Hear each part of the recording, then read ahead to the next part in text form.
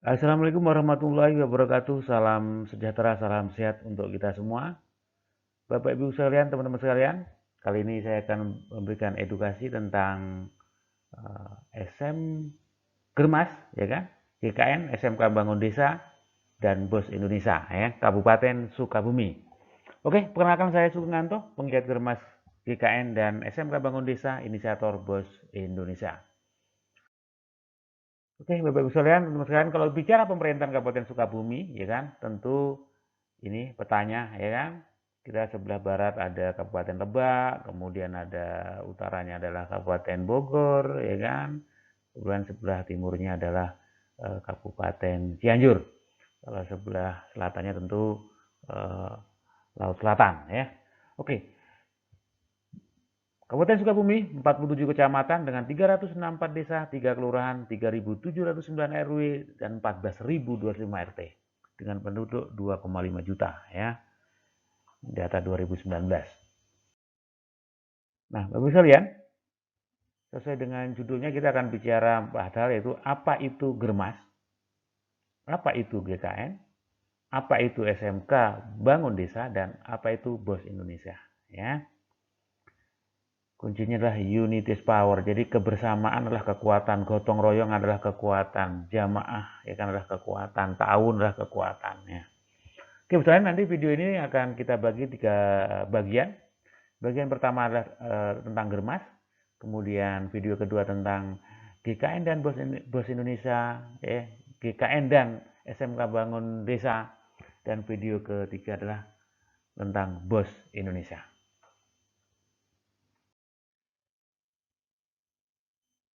Nah, oke, yang pertama kita bicara Germas. Terus kalau bicara Germas, banyak sekali masyarakat yang belum paham tentang Germas, tahunya gerakan masyarakat saja. Padahal ini Germas ini harus paham karena ini gerakan masyarakat hidup sehat adalah dasarnya instruksi Presiden. Tepatnya adalah Impres nomor 1 tahun 2017. Oke, apa Germas? Gerakan masyarakat hidup sehat. Nah, ini. Pengertian Germas adalah suatu tindakan sistematis dan terencana yang dilakukan oleh seluruh komponen bangsa dengan kesadaran, kemauan, dan kemampuan berperilaku sehat untuk meningkatkan kualitas hidup. Nah, ini kata kunci adalah komponen bangsa. Siapa aja komponen bangsa itu? Nah, ada 7 komponen bangsa. Yang pertama adalah individu, yang kedua adalah keluarga, yang ketiga adalah masyarakat. Berarti ada masyarakat, tokoh agama, dan sebagainya. Keempat adalah akademisi, kelima adalah dunia usaha, dan keenam adalah organisasi masyarakat. Ya kan? Ormas, LSM, dan sebagainya. Dan yang ketujuh adalah pemerintah, baik pemerintah pusat dan pemerintah daerah. Jadi Germas ini bukan domainnya lagi pihak puskesmas, dokter, dan sebagainya lah. Tidak, seluruh komponen bangsa harus bersama-sama untuk mensukseskan adalah Germas. Oke. Dasar hukum Germas ini dasar adalah Instruksi Presiden Republik Indonesia nomor 1 tahun 2017 tentang gerakan masyarakat hidup sehat. Nah, di dalam Inpres, Bapak sekalian, itu ada dijelaskan bahwa dalam rangka promotif preventif, ya. Jadi dalam kesehatan ini ada 4 tindakan: promotif, preventif, kuratif, rehabilitatif. Nah, Germas fokusnya adalah di 2 hal, promotif dan preventif. Nah, ini yang jadi kenyataan atau fakta adalah bahwa masyarakat Indonesia secara umum tidak biasa ke preventif, ya kan? Contoh, mau cek tekanan darah saja atau cek kolesterol itu kalau lagi nggak enak badan atau nggak sakit baru mau cek. Kalau nggak secara rutin dia nggak mau ngecek. Padahal Bapak Ibu sekalian, secara umum masyarakat, contoh dia punya motor, punya mobil, dia sadar ketika 2000 kilo dia harus ganti olinya, ya kan? Kalau ditanya kenapa harus ganti oli, maka dia, oh kalau nggak diganti oli nanti mesinnya bisa rusak. Kalau mesinnya rusak, nanti tentu akan overhaul, ya. Kalau overhaul berarti ganti stang seker dan sebagainya. Tapi kalau bicara stang seker onder di motor mobil ada di toko. Tapi kalau jantung, paru, ginjal, liver, pankreas tentu kita di mana?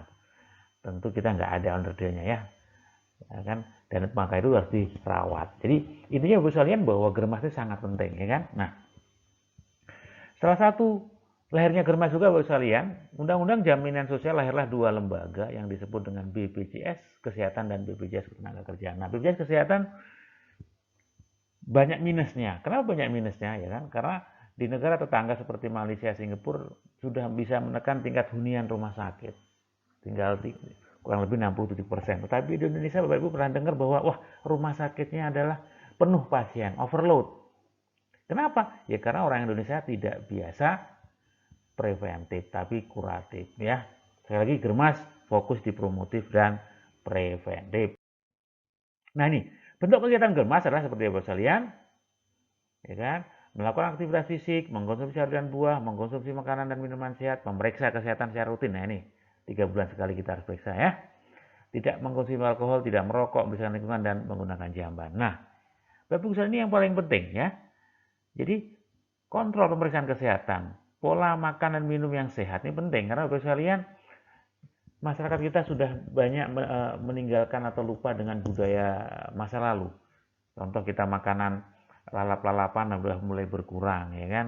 Kita justru anak-anak kita cenderung anak-anak muda sekarang kita senang namanya makanan seafood, makanan fast food, makanan cepat saji ya. Padahal makanan cepat saji kalau di luar negerinya itu termasuk golongan junk food, makanan yang nilai gizinya kurang atau makanan sampah kalau bahasa ininya. Tapi di Indonesia ya banyak kan di sana junk food, di sini jadi favorit food. Nah, ini yang kita kebalik-balik ya. Justru itulah kita harus edukasi secara terus-menerus untuk pola hidup sehat, ya kan? Nah, salah satu contohnya ini. Secara umum 90% orang Indonesia ternyata ngopinya aja tidak ngopi sehat. Kalau tidak ngopi sehat iya, karena orang Indonesia tidak biasa minum kopi, tapi minum gula rasa kopi. Ya, minum gula rasa kopi iya. Kalau tanya, waduh kopinya kok pahit. Nah, sejak 1000 tahun lalu kopi ditemukan yang pahit. Jadi kita nggak usah protes kalau kopi itu pahit. Ya kan, walaupun tidak semua kopi pahit ya, tergantung dari asalnya kan ada kopi robusta, kopi arabica. Kalau robusta cenderung pahit, kalau arabica cenderung asam.